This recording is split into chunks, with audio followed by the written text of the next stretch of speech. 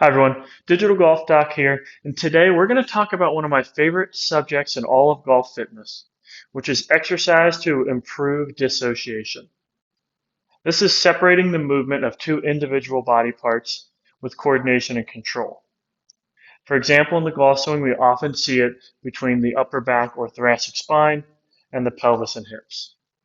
The better you can do this, the higher the club head speed you can generate, and the less stress we put on the body because it's the most efficient way to generate force. This means we can avoid injury, we can play golf longer, and we can stay healthier playing golf for longer. So these exercises are extremely important, which is why they're my favorites. Let's not delay any longer and let's get into them. This exercise is called the hip twister. We're going to use our upper body and our arms to stabilize our thoracic spine and generate movement from the ground up. So I will stand here. Firm grip on something like a lifting rack, a doorway, a countertop, edge of the sink works great as well. I'm actually going to keep my feet a little bit closer together than typical because it's going to help me in this situation.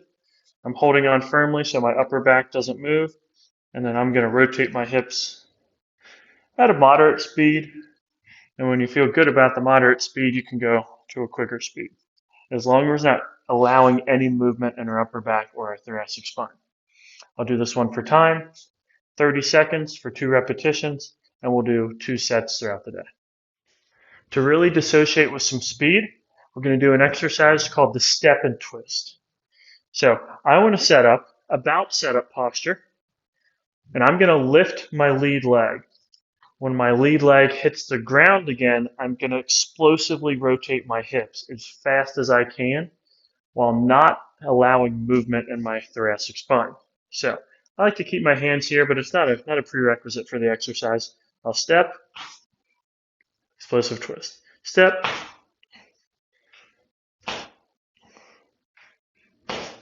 Now, you may get a little movement from the upper back. That's okay as long as it's minor.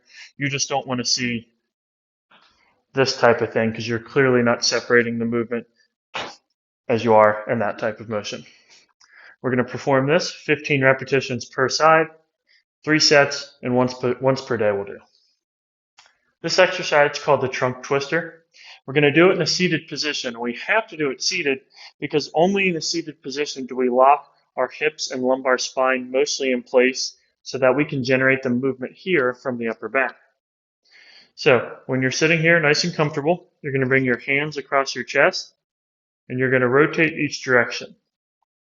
And you can do this both in a slow and smooth manner, or we can do with some speed.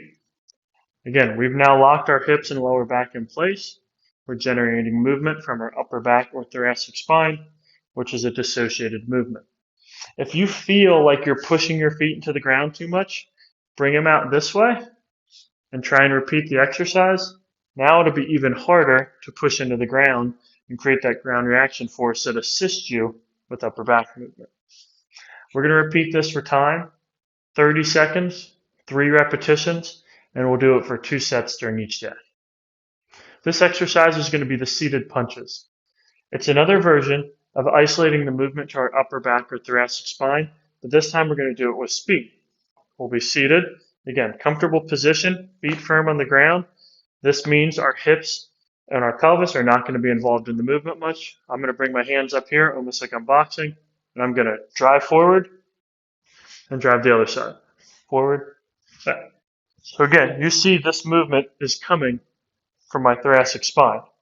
Now, if you want to add a little bit more intensity to it and make that rotation more efficient, when you punch with one, you're going to pull back with the other. So if I'm here, I'm pulling with my right, punching with the left. So I'm trying to switch, switch, switch, switch. And that's what's going to help me generate that dissociated movement. But this time we're adding a piece of power to the equation because the golf swing is something we do quickly and we do it to express power. We're going to do 20 repetitions or 10 punches per arm. We're going to do 3 sets and we're going to try and do this each day. You're now armed with several great exercises that work dissociation of the upper and lower body. What's really cool about these, again, I'm going to take it back to the fact that it's about coordination and control, which can improve quickly if you put in the repetitions. Strength, that takes weeks. coordination and control. If you do enough repetitions, then you'll notice more club head speed as soon as a few days from now. A lot of you might be a few weeks, some of you may be even longer than that, but practice these movements. Give yourself some feedback, record it, do it in a mirror so you know that you're doing it correctly. And once you have these movements nailed, you are going to swing faster, you are going to put less stress on your lower back, the other vulnerable areas of the golf swing, and you're going to play better golf. Thanks for joining me. Hope you play some great golf.